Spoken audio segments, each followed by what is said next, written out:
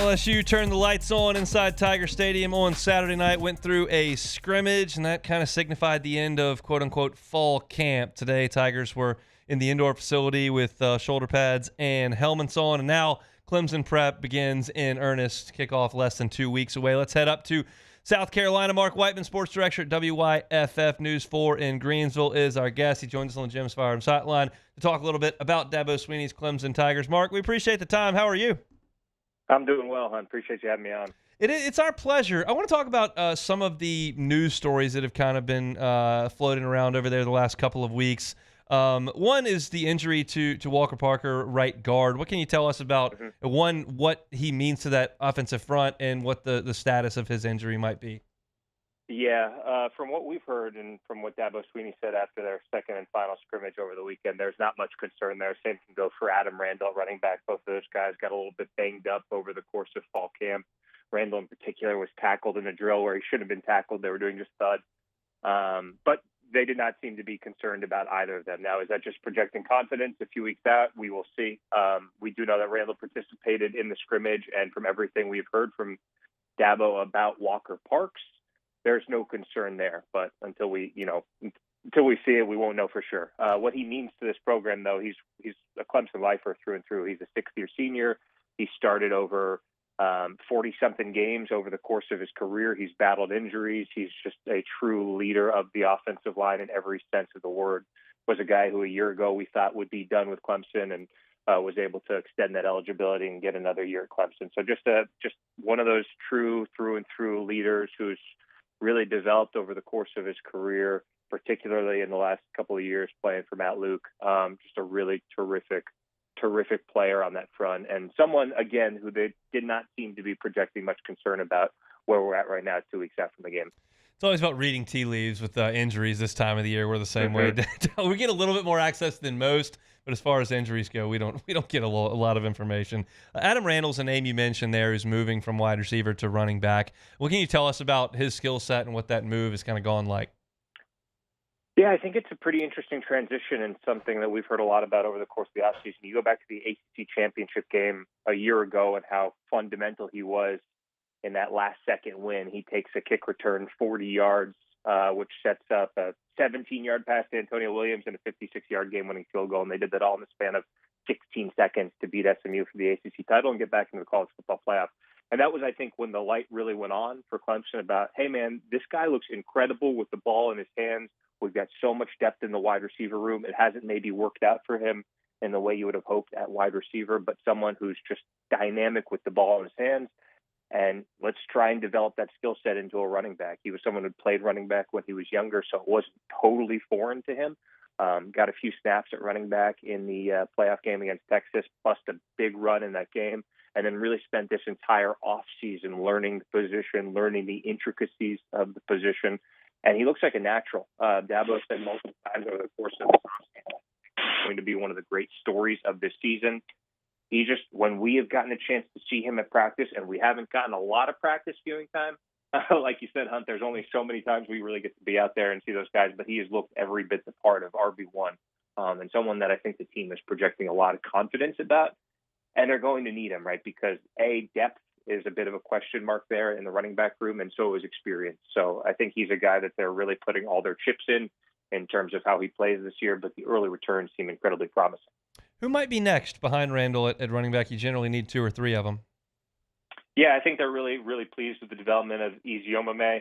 And then, of course, Gideon Davidson is a guy who was one of the top running back recruits in the nation coming into this year, but someone who hasn't quite learned the intricacies of the position just yet. Certainly the pass blocking is something that leaves a lot to be desired right now. Seems like a guy who's still swimming a bit in regards to how he's going to catch up to the college game. Just doing everything a little slow right now, but the talent is there. Was one of the great high school running backs in recent memory, someone that the staff has talked up as having all the talent in the world.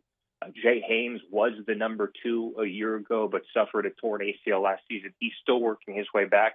I think the hope is that over the course of the season, Davidson and Haynes will be able to work their way into a reliable rotation. But right now it feels like you're going into the season with Adam Randall's number 1. Dabo likes to call him Easy E as their number 2. Those are the top 2 guys, no doubt, right now. Marc Whiteman's our guest, sports director at WYFF TV News 4 in Greenville, talking Clemson football. Cade Klubnik, what was noticeable in his progression last year when he really kind of grew into the all-conference level quarterback that we thought he would be when he was in high school?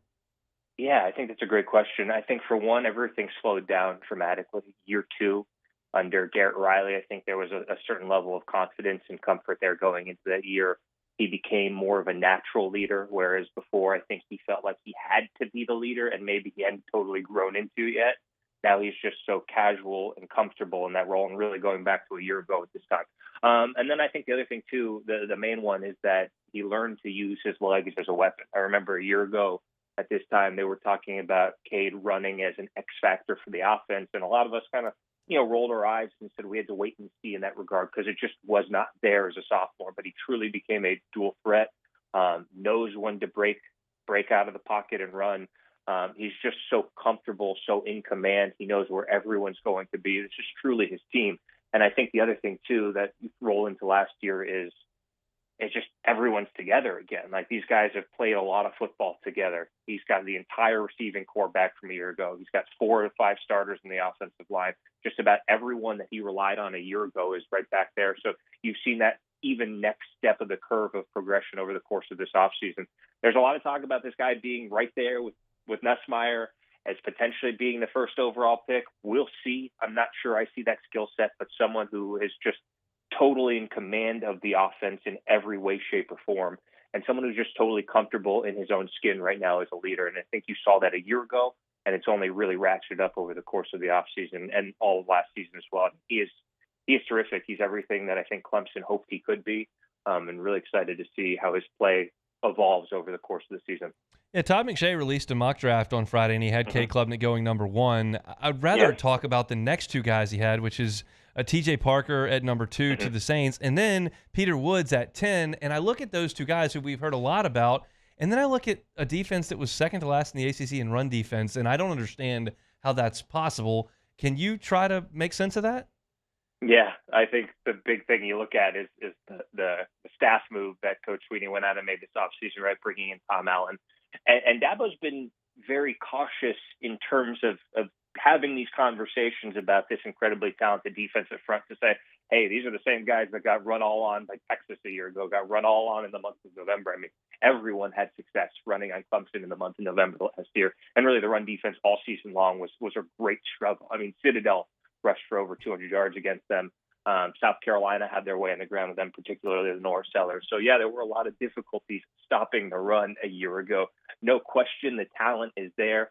Was it more of a scheme thing? Was it more of the guys being in the right position thing? Was it a coaching thing? I think that's certainly where Clemson landed on. What Dabo Swinney landed on is needing to make a significant change, and that's why he went out and got Tom Allen. I think everyone has talked about as one of the big coaching hires of the offseason. And rightfully so. This is a defense hearing from Peter, hearing from T.J., hearing from a lot of these guys that is just playing more fast, more loose, more confident, more in command, at least in terms of this preseason camp. And he's added this extra layer of accountability and scrutiny to their practices that was not maybe there a year ago. He's talked a lot about accountability drills and getting after these guys when they loaf or the effort's not there on a run fit in practice. He's been very demanding and very exacting of them, Tom Allen has, and truly has taken over as a head coach of the defense. And so I think when you get back to the struggles a year ago, was it schematic? Was it effort? I think we're going to see soon enough because they're certainly going to have their hands full right out of the gate. As we're breaking this game down in South Louisiana, we're talking about LSU's offensive line, the shuffling going on there, dealing with those 2 potential first top 10 picks. And I did a radio spot in South Carolina last week, and their concern was potentially with Clemson's secondary against LSU's very, very talented wide receivers. Would you share that concern from a Clemson perspective with maybe what the secondary is for Clemson this year in the first week? You know, I got to tell you, Hunt, I did not hear your interview, but I actually turned the radio on in the car, I guess, right after you'd gotten off the radio. So I had heard them breaking down what you guys had discussed. And no, I think that's absolutely right there with the number one concern for Clemson going into the season, particularly with their starting safety, Khalil Barnes, banged up, injured. As far as we know, has not practiced a ton recently. I think that's a huge concern. And then, the depth of cornerback leaves not necessarily a lot to be desired, but it's just really unproven. And I do think Dabo is so good at knowing when to get after his team and knowing when to build them up in terms of how his coach's style vary from day to day, from player to player. And he's been very careful to build up the guys in the secondary behind his two starters. We know Avion Terrell, Ashton Hampton, those are the first two dudes that are going to be running out there defensively on the boundary, and with good reason. Jaden Lucas is someone who's talented. Maybe it's never totally matched what he was in terms of the 4-star ranking coming out of high school, but he's been so injured throughout the course of his career. But we have heard Dabo and the coaches talk a lot in the lead up to the start of the season about the guys they have behind them, particularly Corian Gibson, Brandon Strozier, young guys that have not been counted on to do a lot for Clemson to this point, but guys they've talked up through the process in terms of their depth. We'll see. It's one thing to hear coaches talk about it. It's another entirely to see it in action. And I don't know if there's a much tougher test for a group of relatively unproven corners than going up against Nessmeyer and the playmakers y'all have on the boundary. So we'll see. I don't really know if that's the right answer for you, but absolutely I think that is the concern going into the season for Clemson. The flip side to that is how much pressure can that front seven generate and sort of maybe neutralize some of the inconsistencies and inexperience in the back end. I think that remains to be seen. But when you talk about the Clemson defensive line against the LSU offensive line, that's going to be a big, big part about this game, is generating that pressure and trying to keep those unproven Clemson corners not from being on an island for too long. The anticipation is going to do nothing to build over the next 2 weeks. We appreciate a little bit of time. This has been great, and we'll catch up around game time. Sound good? Yeah, appreciate you, Hunt. Thanks for having me on. Absolutely. It's our pleasure. Marc Whiteman, sports director of WYFF in Greensville up there in South Carolina. It's the storylines for this game are essentially kind of etched in stone at this point. How they play out, we don't know. But everyone understands that LSU's shuffling the offensive line. We're going to talk about it in 3 minutes. And that LSU's wide receivers look great, and Clemson's corners may have struggled. And then you look at Clemson's defensive front, they could give LSU a lot of trouble. The quarterbacks look great. There's a lot of potential first-round talents out there. It's one of the biggest matchups that we've seen in recent memory, and we're going to get there over the course of the next 2 weeks. Appreciate Marc for giving us a little bit of time. Hey, thanks for watching Hunt on LSU. Before you get out of here, do us a couple of favors. Hit that like button, leave your comments below, and subscribe to the channel for all your Fighting Tiger football talk. See you next time.